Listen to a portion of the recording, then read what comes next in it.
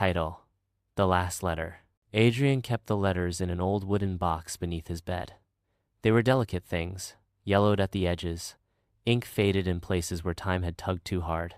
But he knew each one by heart. They were from Mira. They had met 5 years earlier, on a storm-soaked evening, in a tiny cafe that smelled of coffee and old books. She was reading Wuthering Heights, and he, intrigued by her intensity, asked if the story ended well.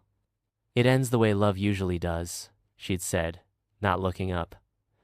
"Messy, beautiful, and too soon."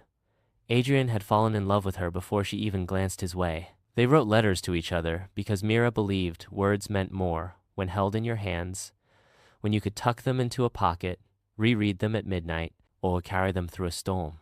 Even when they lived only a street apart, the letters never stopped, until the diagnosis.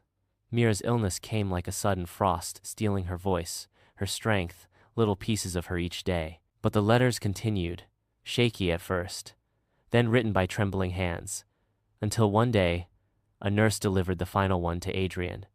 The envelope was pale blue. Inside was a single line: "Promise me you'll find the kind of love that stays."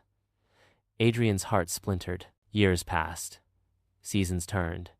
The ache dulled, but never left. Then one afternoon, in that same cafe where fate had first drawn them together, Adrian met a woman named Elise. She laughed with her whole face, spoke of old poetry, and ordered coffee the same way Mira did. They talked about letters, about how paper remembers what hearts try to forget. Adrian never forgot Mira. Some loves don't fade, they fold into the walls of who we are. But maybe, just maybe, he was beginning to find that kind of love again. The kind that stays.